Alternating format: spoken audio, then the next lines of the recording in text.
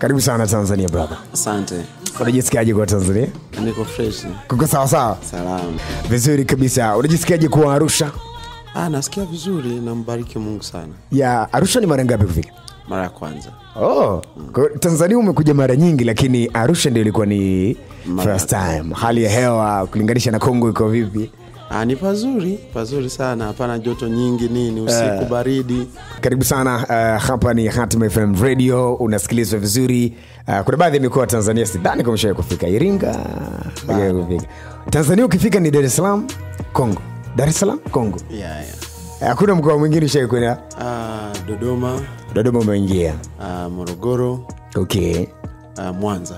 Okay, nice. Watanzania wengi wanatusikiliza sasa hivi. Tunatamani kwanza kufahamu, inawezekana tumekuwa tukibarikiwa na nyimbo zako vizuri lakini hatukujui vizuri Patrick Kubuya ni nani. Na kwa bahati nzuri Tanzania inawezekana wengi tumekufahamu kama miaka 5 iliyopita wakati wa ule wimbo wa moyo wangu zili, pale ndio tunaanza kufahamu vizuri. Lakini Patrick Kubuya ni nani hata kabla ya moyo wangu usilie tena? Hata kabla moyo wangu usilie tena. Yeah. Patrick ni mtumishi wa Mungu. Amen. Patrick ni mwinjilisti kwenye kanisa lake. Kanisa langu liko Kongo. Wow. Inaitwa La Source. Yaani Kifaransa au Chemchem. Okay. Mimi ni mwinjilisti hapo na mchungaji wetu na msalimu anaitwa Banyene Bulere Boncoeur. Wow. Pia mimi ni mwimbaji. Yeah. Wa nyimbo za Injili. Yeah. Lakini pia nimesoma chuo kikuu, nina degree kwenye za uchumi. Ya masuala ya economics sciences. Okay. Yeah. So Patrick ni baba, ni mume wa mke mmoja. Wow. Anaitwa Chibalonza Crystal. Chibalonza. Ile jina ukitaja tu Eastern African tunakumbuka Angela Chibalonza. Ni sehemu ya familia ama ni majina tu? Hapana, ni majina. Ni majina tu. Okay. All right. Nice, vizuri kabisa. Na huduma uimbaji tumeanza lini? Uimbaji nimeanza tangu utoto. Yeah. Lakini kufanya sasa huduma iwe kabisa huduma. Tuseme, sitaki kusema professional, lakini acha tuiseme hivyo tu. Yeah. Kwa kukosoa neno. Yeah. Ilianza tangu 2009. 2009. Yeah. 2009. Wakati huo tulikuwa unaendelea kuimba Kongo, unaendelea kuwahudumia watu. Yeah, ndiyo. Tuimbe kwanza kidogo. Moyo wangu. Okay. Yesu kimbilio, hajawahi kuniacha. Yesu mwamba wangu, mahali pa kujificha. Anajua shida zangu, yeye anazitatua. Bila Yesu mimi ni mtu bure. Aliingia rohoni mwangu, kanipa kutulia. Kaniambia ewe mwanangu, usilie tena. Najua shida zako, mimi nitazitatua. Bila Yesu mimi ni mtu bure. Nyimbo hii imebeba hisia, imebeba uwepo. Sometime waimbaji huwa mnaandika kile ambacho mnapitia kwenye maisha. Story behind kuhusiana na wimbo huu wa moyo wangu, ilikuwa ni nini? Ulikuwa unapitia nini kwenye maisha wakati huu? Kwenye maisha tulikuwa tumewapoteza wazazi wetu. Okay. Yeah. So na that time, acha niseme kwanza mimi ni mzaliwa wa kwanza. Yeah. Kisha that time nilikuwa sijui kama na 21 years old. Itakuwa ni miaka 21. Okay. Na bado ndo nilikuwa ninaanza chuo kikuu. Okay. Na wadogo wangu nao bado walikuwa secondary school.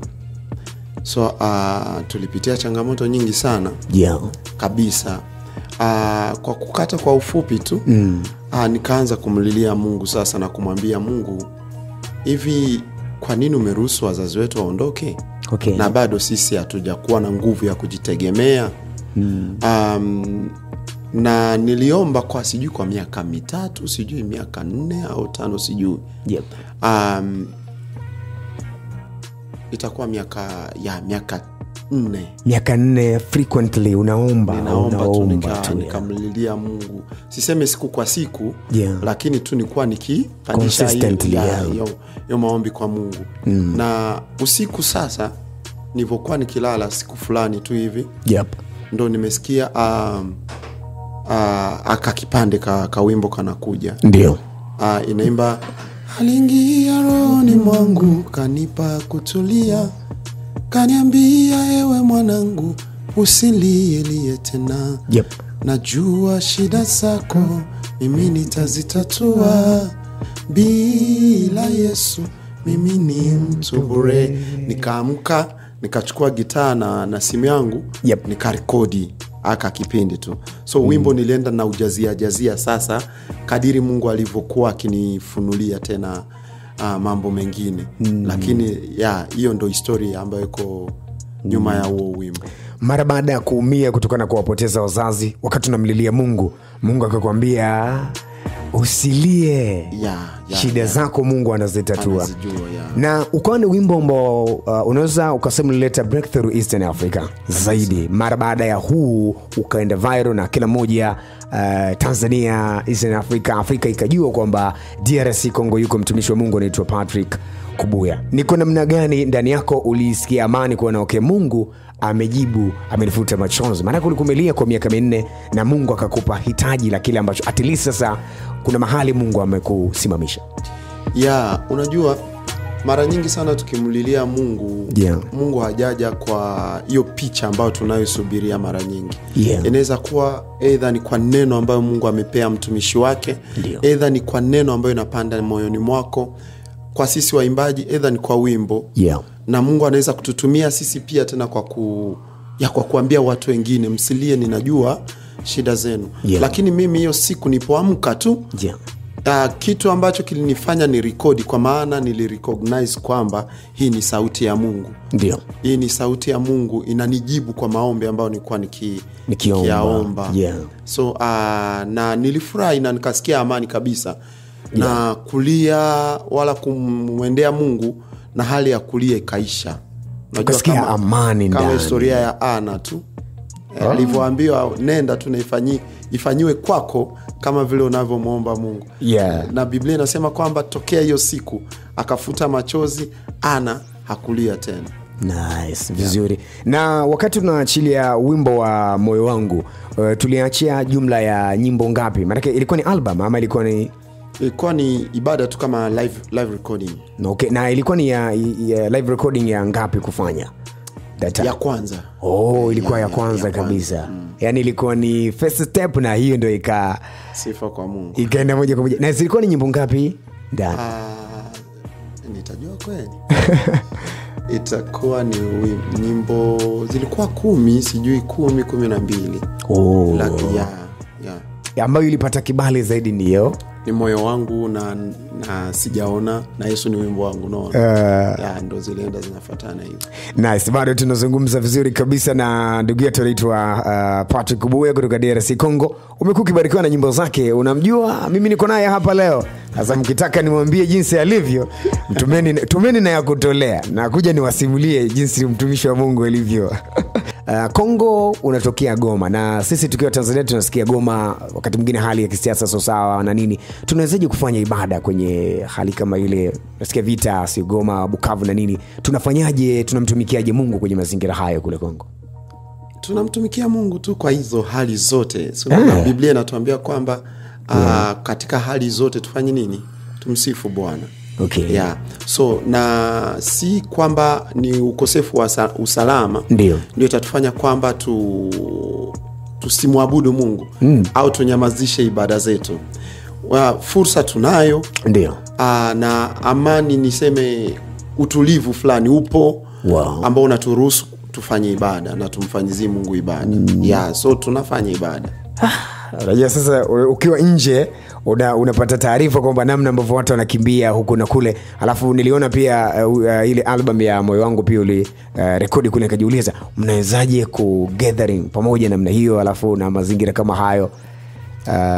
So unajua habari zingine zinaenda tu magazetini au vitu za mtandao, lakini ukweli ni reality inakuwa haiko vile. Haipo.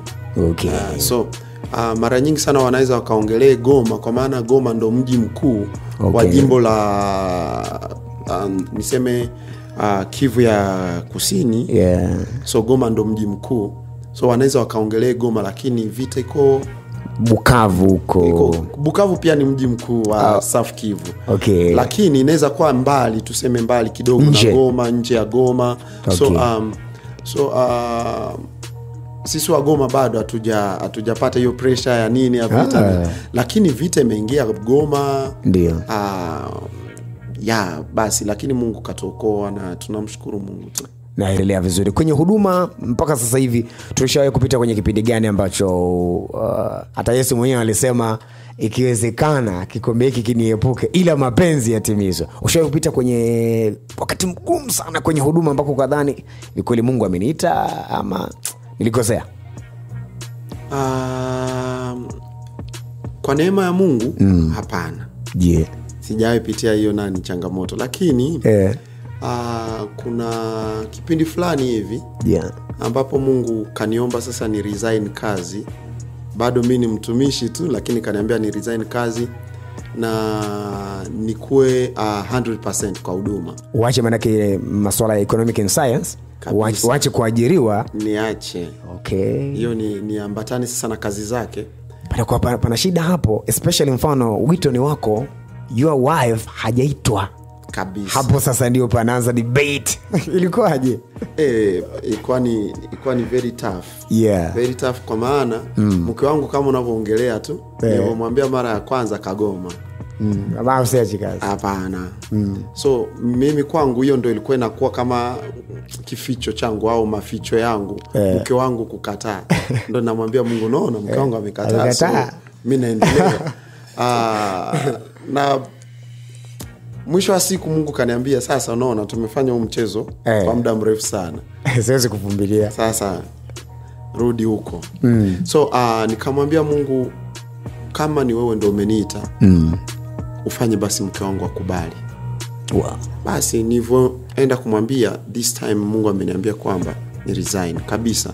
Na nishikamane sasa na kazi yake. Ndio. Akiniambia mimi ni nani ili nipinge kusudi la Mungu. Na hapo sasa ndo nilijua kwamba hapa sasa ni Mungu mwenyewe. Mungu mwenyewe tu. Unajua kuna maombi ambayo tunayafanya, unayafanya si kwa furaha, si kwa raha yoyote ile, lakini kwa machozi, unaona? Mara nyingi sana tukiwa nje ya huduma kabisa, niseme nje ya huduma, hauko kwenye huduma 100%. Unafikiri ni rahisi vile wale ambao waliokubali kutumiwa na Mungu 100% kwa huduma, ilikuwa ni rahisi. Lakini nitakwambia kwamba kukubali pia wito la Mungu si rahisi. Na si karamu. Unajua nilifika kipindi naanza mwambia Mungu, sasa hapa tufanye mkataba. Hapa tufanye mkataba. Mimi natoka huko kwa kazi zangu. Kila mwisho wa mwezi nilikuwa napata kitu. So sasa naomba uhakikishe kama kila mwisho wa mwezi nitakuwa napata hii. Ili watoto wangu wasife njaa, mke wangu wasife njaa, hata mimi nisichekwe na watu. Kabisa. So Mungu wetu ni mwaminifu tu, na kwa rehema zake niseme hivyo, anaendelea kututunza, lakini haikuwa rahisi kukubali wito ule. So inawezekana kuna mtumishi mwingine ambaye anatusikiliza, ana wito, ana kazi, lakini anaona kama mazingira bado. Anachopaswa ni kusubiri wakati sahihi wa Mungu, ama kufanya nini ili kuhakikisha kwamba akiingia huku asifel? Na kuna mwingine anaweza akaamka asubuhi, bwana ameniambia niache kazi. Kuna mwisho siku migogoro inaingia kwenye familia na vitu vingine kama hivi. Kuna mhubiri ambaye alikuwa anatuambia, Bwana asipokuwa alfa kwa miradi yako, hata kuwa omega. So ukianza na Bwana utahakikisha kwamba hiyo ni uhakika kwamba utaendelea na Bwana, na Bwana ataendelea kukutunza. Lakini ukienda kwa hisia zako mwenyewe, kuna wale pia ambao hawamsikii Mungu kwa chochote, wanaenda kwa kuiga, unaona? Kwa maana ndugu Patrick alisema kwamba Mungu alimuita 100%, na mimi nitafuata. Hiyo ni umeanza kupanga kushindwa. Kabisa, na haujaanza chochote. Lakini mi shauri ni kwamba ukisikia sauti ya Mungu usishupaze singo. Yeah. Na kama haujasikia sauti ya Mungu usiende. Kabisa. Yaani kama hujasikia bado sauti ya Mungu usiende. Don't go. Tulia hapo. Kabisa. Pressure inaweza ikawa kubwa, tamana ikawa ni kubwa. Ndio kwamba mtu anaenda alafu anaharibu vyote. Unaharibu kazi, na huko kwa Mungu nako unaanza kujiuliza, Mungu kama hajaniita hivi. Unahitaji kuwa na utulivu kwenye kumsikia Mungu pia.